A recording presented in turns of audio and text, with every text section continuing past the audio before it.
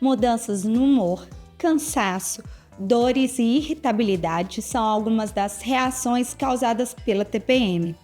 A tensão pré-menstrual. Muitas vezes são tratados com piadas e considerado uma frescura. Mas já imaginou que esses sintomas que podem ocorrer todos os meses antes da menstruação? Para cada pessoa que menstrua, a TPM é sentida e vivida de maneiras diferentes. Entre cólicas e sensibilidade, existem casos em que esses sintomas podem indicar um problema muito mais sério. A manifestação mais severa dessa série de sintomas é conhecida como TDPM, transtorno disfórico pré-menstrual, e pode interferir seriamente na saúde da mente e do corpo. Para entender mais as principais diferenças entre TPM e TDPM, convidamos a psicóloga Neide Maria de Oliveira. Seja muito bem-vinda mais uma vez aí no nosso programa Plugado na Saúde, Neide. É um prazer recebê-la novamente aqui. Obrigada, Ju. Para mim também é sempre um prazer estar aqui com vocês, né? Adoro vir aqui compartilhar com vocês, fazer essa troca. Obrigada, viu? Ai, que delícia. E, Neide, conta pra gente o que é essa TDPM, qual a diferença dela para a TPM, assim. Esse assunto, queria comentar que surgiu da questão de uma telespectadora, uma plugada nossa que trouxe, né? Você chegou até a responder pra gente ela. Sim, me lembro. E a gente acha um assunto muito interessante que eu, como mulher, nunca tinha escutado sobre TDPM, né? Pois é, Juliana, interessante, né? Foi legal aquele dia que você me mandou lá, né, a pergunta da pessoa que acompanha a gente. E o TDPM é transtorno disfórico pré-menstrual, né? E ele se difere da TPM, né? Que clinicamente é conhecida aí como a síndrome, né, pré-menstrual, e a mesma coisa de TPM, né? O transtorno disfórico pré-menstrual, ele está classificado aí entre os transtornos de humor, né? Porque o próprio nome já diz, né? É um transtorno disfórico, então ele vai provocar uma alteração no humor, depois a gente vai falar um pouquinho mais sobre isso, e que antecede a menstruação. Então, ele vai ocorrer de 7 a 10 dias aí antes da menstruação e vai finalizar os sintomas 1 a 2 dias depois da menstruação, que a menstruação desce, né? Então, ele não perdura aí pelo resto dos dias, né? Então, a menstruação desceu, os sintomas eles vão se encerrando. Mas de 10 dias antes ainda é um bom tempo. Mas a gente tem aí, né, uma semana ou mais antes que esses sintomas são bem intensos, né? E o que difere principalmente em relação à TPM? Alguns tipos de sintomas, né, que podem ocorrer no transtorno e não ocorrer necessariamente na TPM. A TPM ela não tem ela tem uma vasta variedade de sintomas, né? E para a gente falar que uma pessoa tem TPM, não precisa ter um critério, tipo assim, ela tem que ter pelo menos 5 sintomas, tantos sintomas. No caso do transtorno, sim, né? A gente tem uma classificação aí que a gente precisa respeitar para classificar como um transtorno, né? E a intensidade desses sintomas, né? Porque o transtorno ele vai trazendo muito mais prejuízo para a vida e para a funcionalidade dessa mulher durante esse período.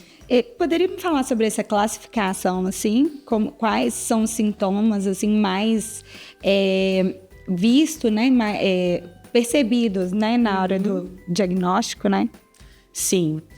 Os sintomas, assim, os principais sintomas, né, do transtorno estão relacionados, como eu falei que ele é um transtorno de humor, ele vai alterar principalmente essa área do humor da pessoa, né?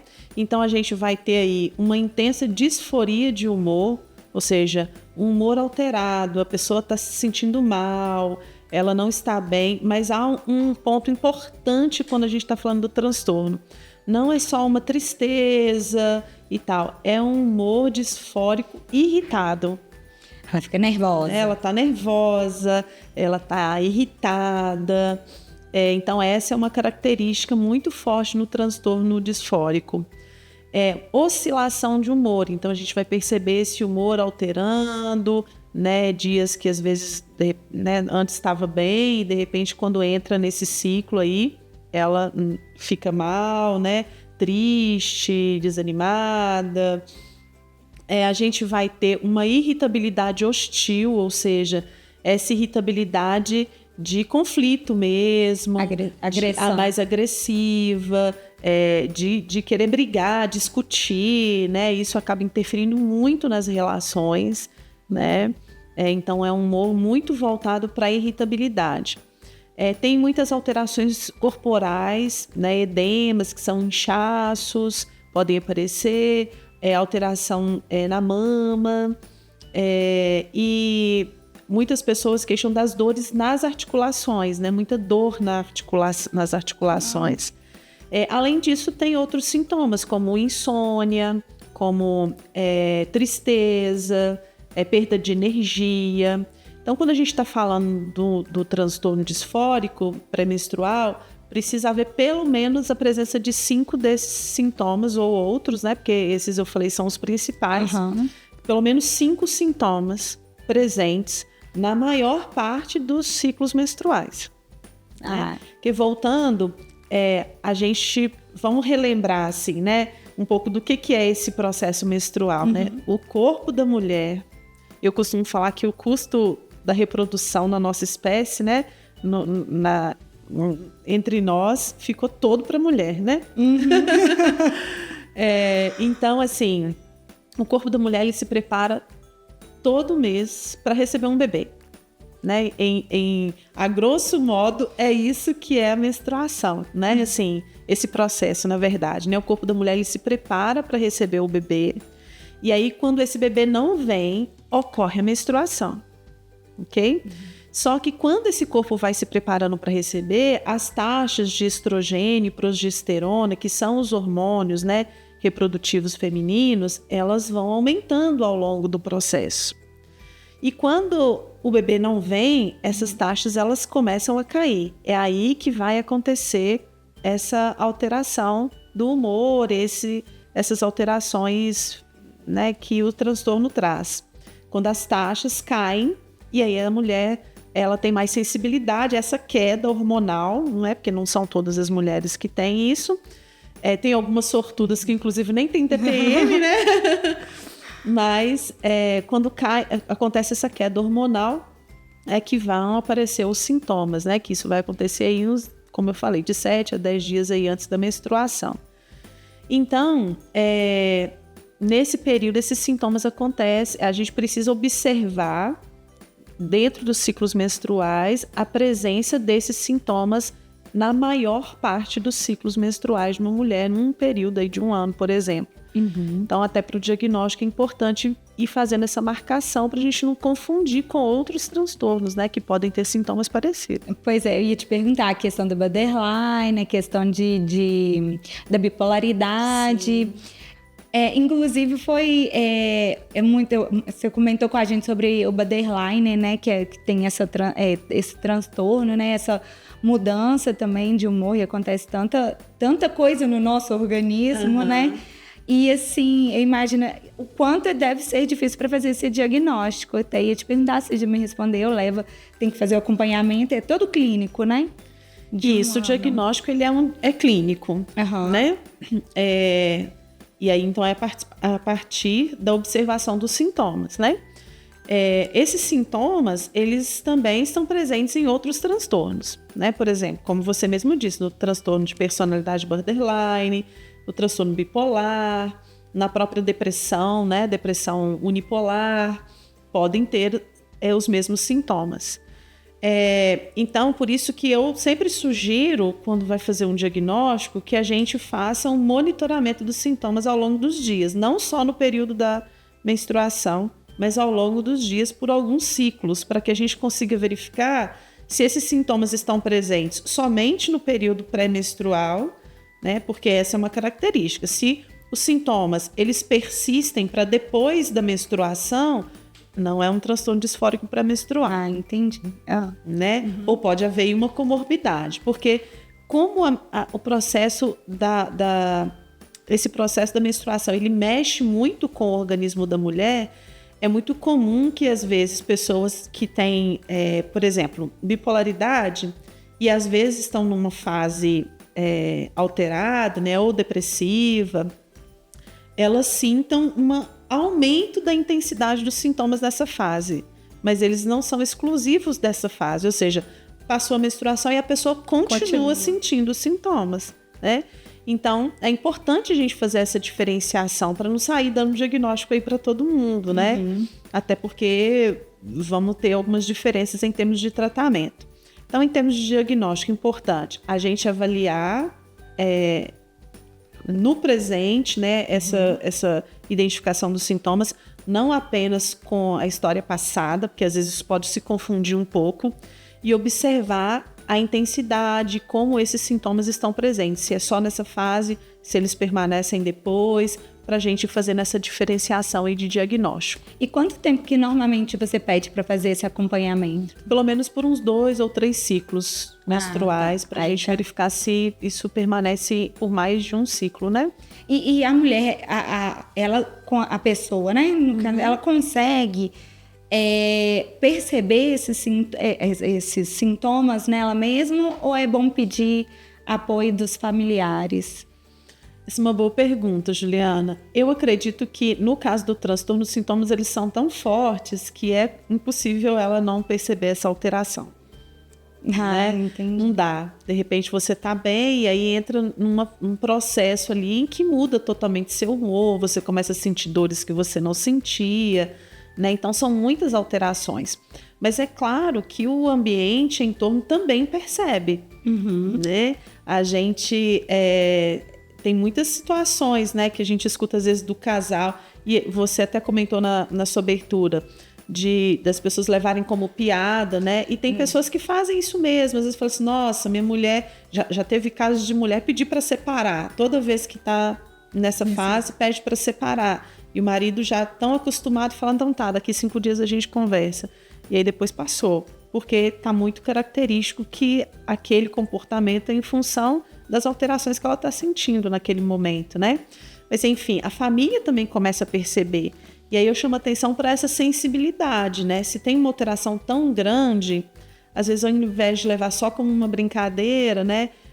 Convida a pessoa a ir buscar ajuda, ir no médico, para tentar regular isso um pouco. Porque além de se sentir tão mal, acaba causando um impacto muito grande no ambiente. Às vezes naquele período não consegue trabalhar direito, pode ser incapacitante por alguns dias. E acaba causando, assim, esses conflitos na família e no serviço, criando inimizades. Exatamente. Né? Que é muito triste. E hoje, quais são as opções de tratamento? Olha, em termos de tratamento, a gente vai ter aí... o que está sendo mais indicado hoje é o uso de antidepressivo, né, para tratamento do transtorno disfórico. Especificamente, não vou entrar muito nessa linha, porque não é, né, a minha pegada, né? Eu não sou médica, mas os estudos apontam que tem uma linha específica de antidepressivos, né, que são os inibidores seletivos de recaptação de serotonina, que é uma classe de antidepressivos específica, que tem se mostrado muito mais eficiente. Especificamente, hoje, um dos antidepressivos que estão tomando a liderança disso, porque os estudos apontam que ele tem sido mais eficiente no transtorno disfórico pré-menstrual, é a conhecida fluoxetina, que é conhecida por muita gente, né? O antigo Prozac. Então, ele que está aí entre os antidepressivos que funcionam melhor, né, na maioria das vezes, com relação ao transtorno disfórico. Mas existem outras formas de tratamento. Né? Até porque né, formas assim, alguns tipos de anticoncepcionais, né? Existem outras formas. O mais importante é que, se a pessoa acredita que ela tem um transtorno disfórico pré-menstrual, porque foge daquele padrão da TPM, né, vamos dizer assim, esperada, né, normal, que a pessoa consegue lidar e tudo mais, ela procure um médico, porque junto com o seu médico, ele vai avaliar qual o melhor tratamento para você. Vai sair tomando qualquer remédio, de qualquer jeito. Até porque, por exemplo, se a gente pensar no que nós falamos anteriormente sobre comorbidade com outros transtornos, ou mesmo a possibilidade de ser um outro transtorno e não transtorno disfórico, uma mulher que tem transtorno bipolar, por exemplo, algumas mulheres com transtorno bipolar, ou homens, né, independente, não podem tomar antidepressivos isoladamente. Isso pode alterar o quadro clínico do bipolar. Elas vão precisar tomar o antidepressivo junto com algum estabilizador de humor. Então, quem vai conseguir avaliar isso é só o seu médico.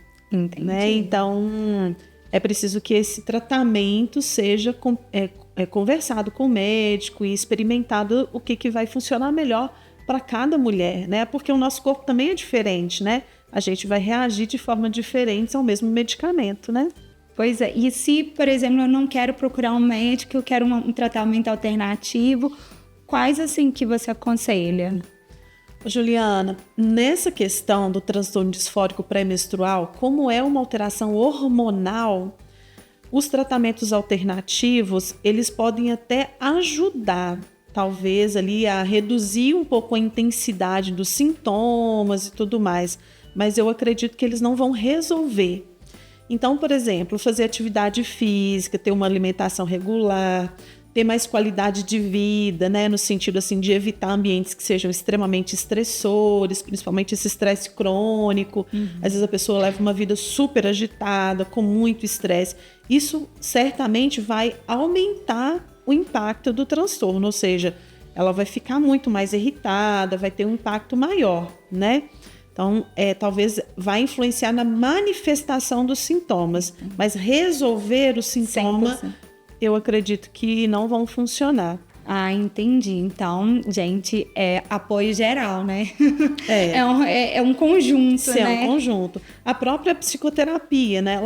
Ela pode ajudar essa mulher no entendimento disso, a como ela, nesse período, o que ela pode fazer para se sentir um pouco mais confortável, como que ela pode controlar os impulsos aí em termos de irritabilidade para não causar tanto prejuízo no ambiente, para que ela consiga, né, se manter ainda um pouco ativa. Ou seja, existem ferramentas e o que possa ser feito. Não no sentido de eliminar os sintomas, mas no sentido de diminuir o impacto e a intensidade deles. E é importante ela falar, né? A pessoa falar como ela está se sentindo no momento, para todo mundo ter empatia com ela também, sim, né? Sim, exatamente. E me conta uma coisa, qualquer pessoa pode passar a ter ou não, a pessoa nasce e tem que fazer o tratamento, como que funciona? Essa é uma boa pergunta, Ju. O transtorno disfórico pré-menstrual, a partir do momento que a mulher menstruou, ela pode ter. Então, no próximo ciclo eu poderia ter, por exemplo. Dificilmente acontece assim, né? Do nada você tem, né? Geralmente a mulher que ela já tem essa, vamos dizer assim, porque as causas do transtorno disfórico pré-menstrual, elas são desconhecidas, assim, né?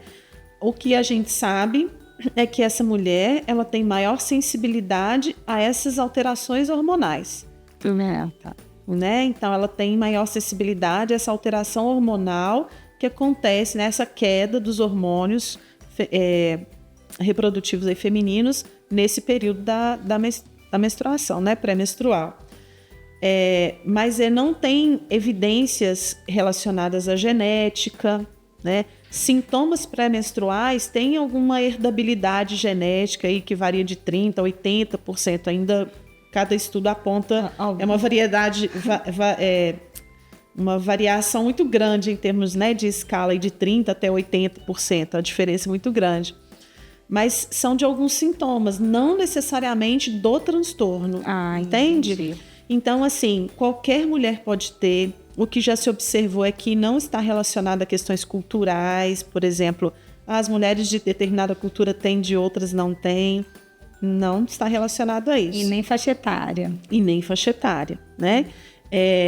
Igual eu falei, as questões culturais, né? Elas sociais, ambientais, elas podem influenciar a manifestação do sintoma. Ou seja, às vezes algumas culturas eu consigo estar mais tranquila, falar um pouco mais sobre isso, e aí eu consigo lidar melhor com essa fase, em outras talvez não. Às vezes eu sofro mais sozinha com aquilo, né? Mas não em relação a sentir ou não. Ah, entendi. Ai, Neide, tá tão gostosa a entrevista. Assim, é um assunto que, assim, traz bastante curiosidade para o nosso universo, porque não é uma questão fácil, não é... As pessoas, assim... Os homens, né, vamos dizer, não entendem essa situação, levam na brincadeira, até mesmo outras mulheres, né? Sim. Levam e não entendem. Por exemplo, eu não sofro e faço piada com a outra. Então, assim, ter mais empatia com o próximo, né? Verdade. A mulher, né, Juliana, assim, olha só, a mulher, uma coisa que o homem nunca vai entender, né? A mulher, ela tem a menstruação, que todos os meses o corpo dela se altera. Para receber o bebê não acontece, aí tem um monte de alterações. A mulher tem a gestação, a mulher tem o parto, a mulher tem o pós-parto e a mulher ainda tem a menopausa. É muita coisa. São 5 fases da vida da mulher que o homem não sabe o que é. Porque ele não sabe. Só que nessas 5 fases, todo o organismo da mulher é alterado. Todo o humor da mulher é alterado. Né? Então, assim, não é apenas uma questão psicológica, né? Ah, é porque é frescura, isso é da cabeça dela, que tem que ser mais forte. Não se trata disso. Não existe uma mente separada do corpo. Tudo é corpo. Então, todas as alterações psicológicas, elas passam também por uma alteração biológica, ou às vezes neurológica, ou neurobiológica, ou seja, tem uma alteração no corpo que vai parar lá na mente, tem uma alteração na mente que vai parar lá no corpo, né? Tá tudo ligado. Então, é importante olhar para isso com um pouco mais de empatia, até de entendimento, né? Porque quando a gente começa a entender isso, a gente começa a tratar com mais seriedade, com mais leveza, com um pouco mais de direcionamento, né? Tanto os homens quanto as mulheres, porque muita mulher também sofrendo aí e não busca ajuda porque pensa que tem que dar conta sozinha, né? É, se fecha, né? Ai, Neide, obrigada. Ficamos por aqui. Mais um Plugado. Você quer deixar o seu contato? Onde que o pessoal pode te encontrar? Claro, posso deixar o meu telefone, né? Meu telefone é 98923-1405. Também estou aqui na Unimed alguns dias da semana, né? Na quinta e na sexta de manhã estou aqui. Estou à disposição, né? Se puder contribuir, trazer algum esclarecimento, vai ser um prazer. E muito obrigada mais uma vez pelo convite. Ai, nós que agradecemos. Muito obrigada mesmo. Foi muito gratificante e enriquecedor mesmo. Muito obrigada. Que bom. Plugados, ficamos por aqui. Até a próxima terça. Aguardamos vocês. Curta e compartilhe com quem mais precisa de ouvir esse vídeo.